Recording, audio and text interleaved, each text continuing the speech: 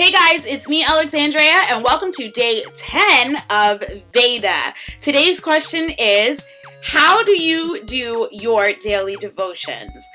Okay, so that's an excellent question, and I'm glad that you asked that because, one, I love to talk about my devotions, and I also like to find out how other people do their devotions. So I'm not only going to answer this question, but I'm going to ask you guys the same thing. So leave your answers down below as either a video response or as a comment. But basically what I do is I wake up in the morning, I try not to get on my cell phone first, I try to get to my Bible before I get to my cell phone, because all the other reasons that you can get distracted by emails and all that stuff. But what I do is I usually open up with prayer. Sometimes I write my prayers down because sometimes if I'm just praying and I'm not writing it down, then it's easy for me to get distracted by the rest of my thoughts. So sometimes if I'm writing, it helps me to focus. So I'll write down my prayer and, thank God for waking me up that morning and protecting me through the night.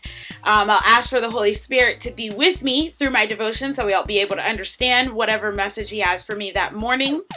And then, let's see, I've been doing a study lately by Angela Thomas called Living Your Life as a Beautiful Offering. I've been doing that, so I wake up and I do that, or sometimes if I don't do that study, what I'll do is I'll read through the book of John, and that's what I've been reading. So I'll read like a chapter in the morning and maybe a chapter at night too.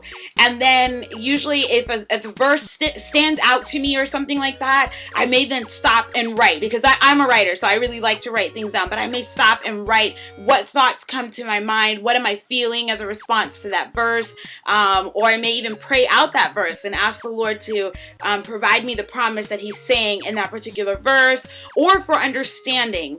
And then I also have a Strong's Concordance and a Vine's dictionary. And so sometimes if I see a word that really is just screaming out to me, like if I see something and it says something about partakers or something and partakers stands out to me, then I may look up what does that word partakers actually mean. And then I'll rewrite that verse in my journal and kind of write out what it actually means when you take the word and fully define it. So it really leads to a really nice study.